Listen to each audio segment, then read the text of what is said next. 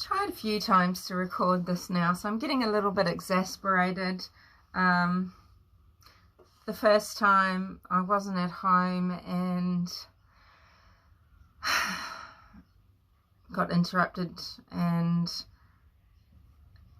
earlier, just now, there was a lot of noise outside, and then sometimes my mind has wandered down tracks that I guess it doesn't need to go down, because you could go down ad infinitum, couldn't you, with the particulars of this case. I mean, there's so much to discuss, but you know,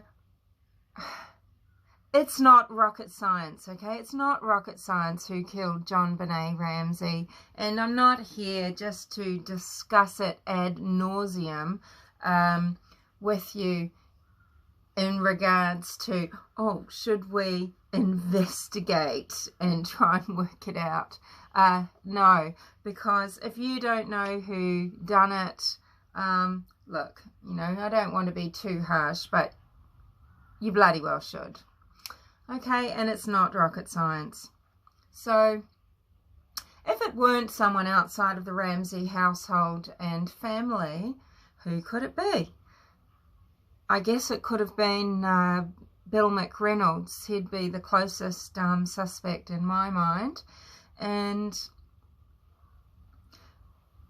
if you're not sure of who that is, Bill McReynolds and Janet, his wife, were neighbours of the Ramseys, and they had been in the home several times. Bill played Santa, and they were pretty bizarre people in their own right. They had some interesting historical happenings in their life to do with their daughter. Also,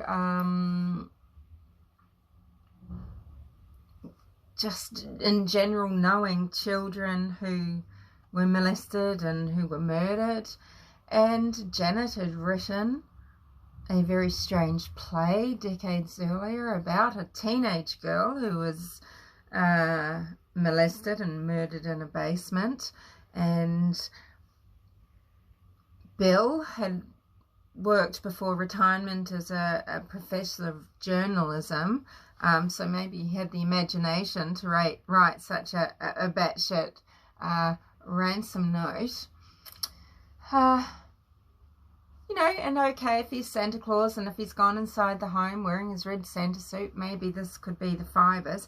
People that say, oh, definitively those fibres were Patsy Ramsey's, I mean, they probably were, but do you know how they are,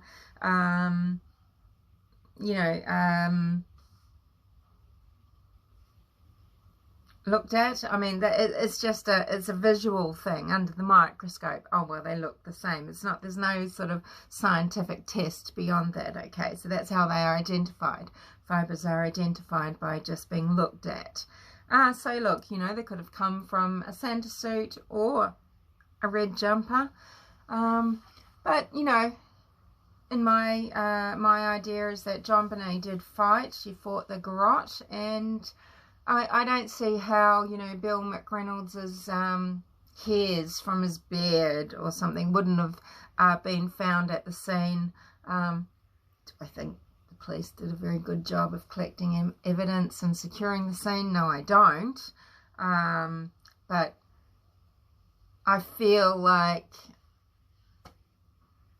there would have been some more evidence that it was an intruder, and that possibly it was Bill McReynolds. Their son, the McReynolds' son Jesse, was questioned, and he gave a DNA sample and it was found to not be relevant. This doesn't clear Bill DNA wise, because he's not the biological father of Jesse. But, you know, honestly, it's neither here nor there. That sort of stuff is just all,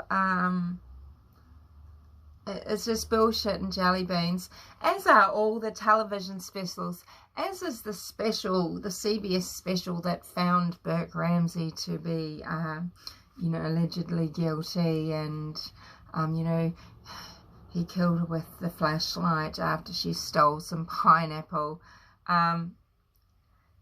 Absolute rubbish. And,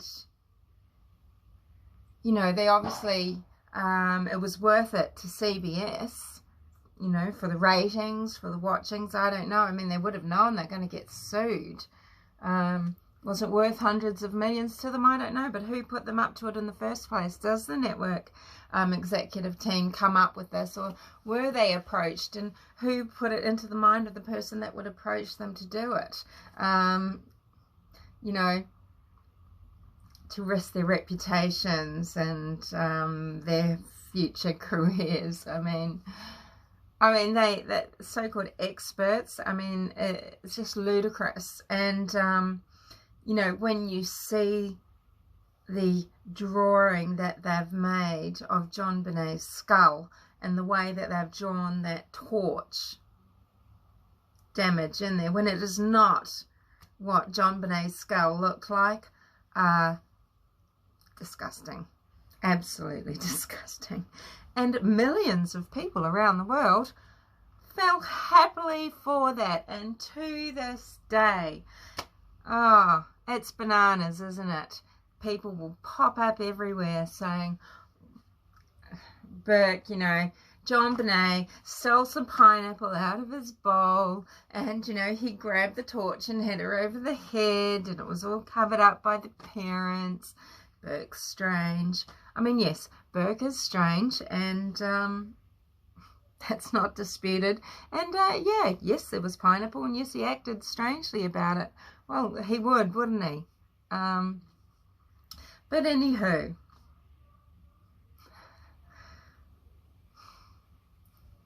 you know, the perpetrator outed themselves.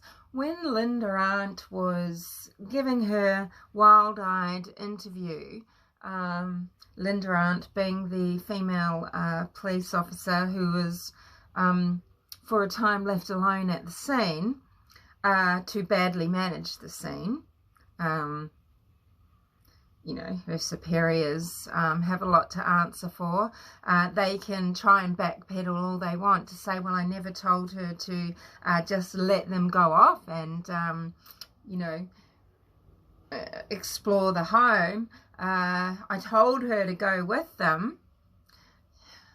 You know, look, number one, I mean, the Ramseys should have been separated and interviewed immediately. The friends sent home immediately. The home searched immediately. So many things didn't happen. It is a piss poor investigation, which is why they have piss poor evidence, and this includes, you know, interview evidence.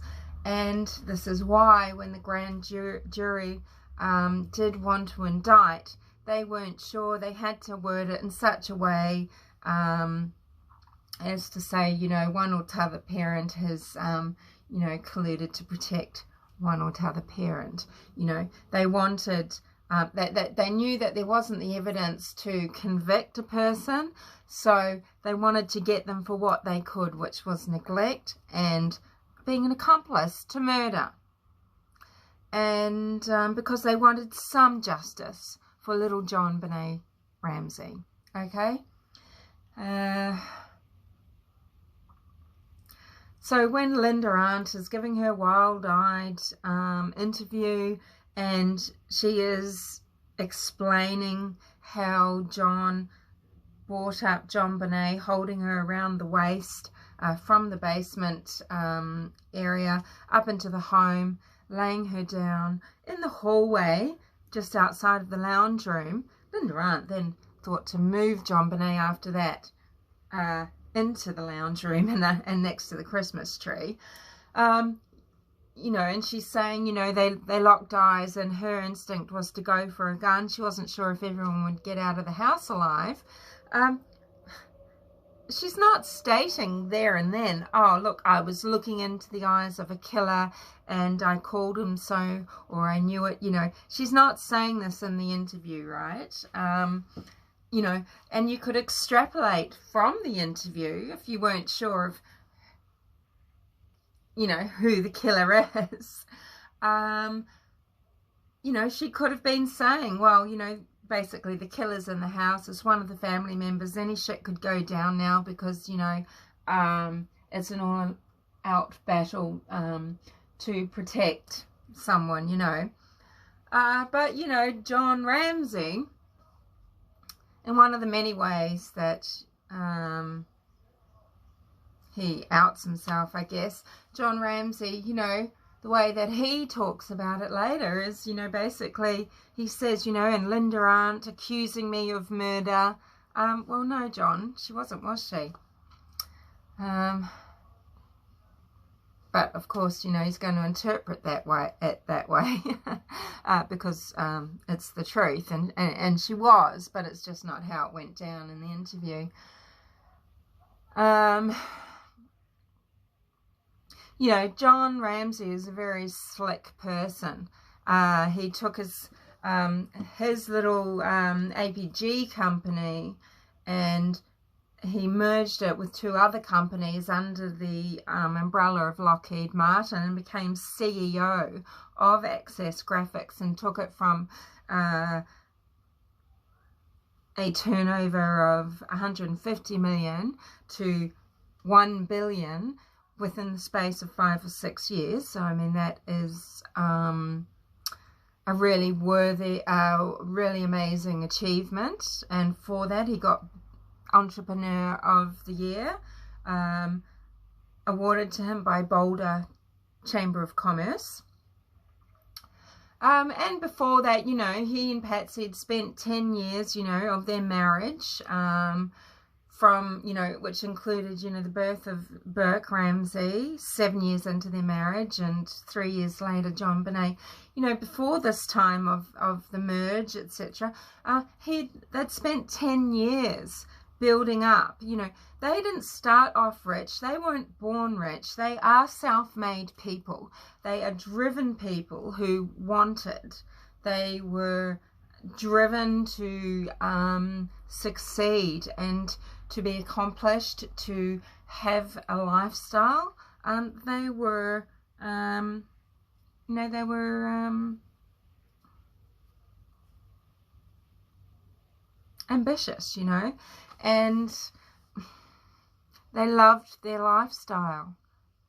And John can bitch and moan all he likes about how he's lost his earning power, how he lost his fortune. He can try and regain it by becoming, you know, running for mayor or governor or something of Michigan. Can you imagine? Hey, but, you know, good retirement plan, because, you know, don't these pollies get money for can't say it, but after they retire, don't they keep getting perks?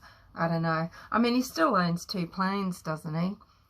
Burke's got his own yacht, and he's well set for life with a good career, for what I can understand.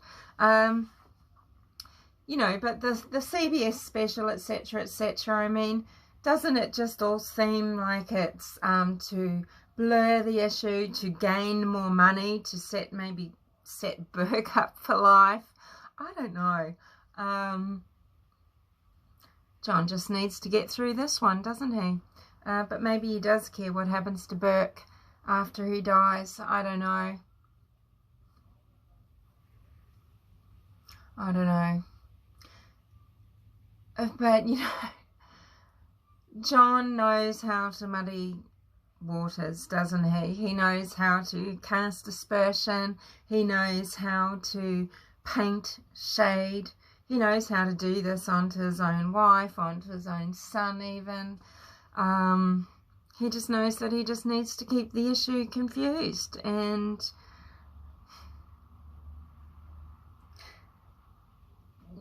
JonBenet deserves justice, just like Madeleine McCann does.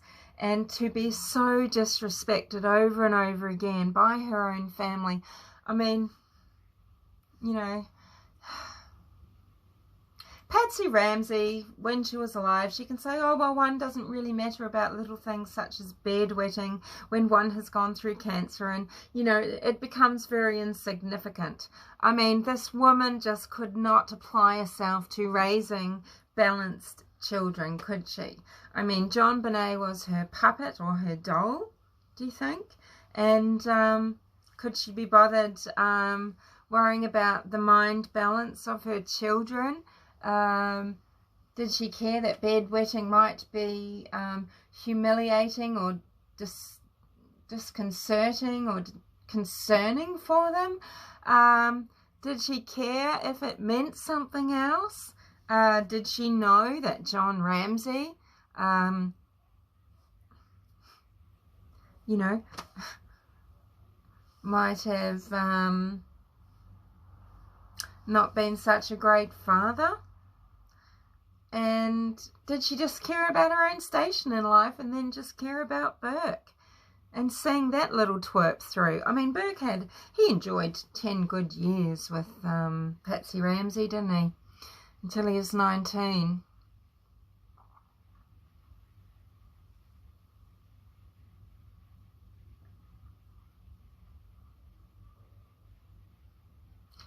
Yeah.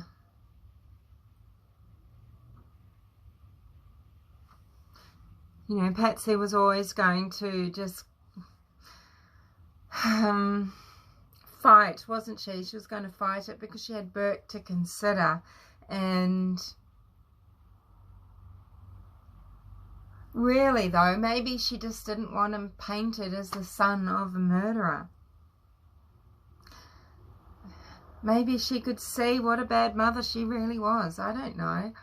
But wouldn't it have been more protective to make sure a murderer was put away? Oh, it was on her mind. She did care if any other children were murdered. You know, she probably stuck like glue to Burke Ramsey. I hate this video as well. I hate every single video I've made on this. You know, it's really hard to talk about. I actually feel quite exhausted. A little bit over it. I mean, because it just boggles my mind, number one, that this is debated to the extent that it is, and that people are manipulated not only by the Ramseys, but by networks, and that I just can't believe it. It's like the people that go along with all the McCann bullshit.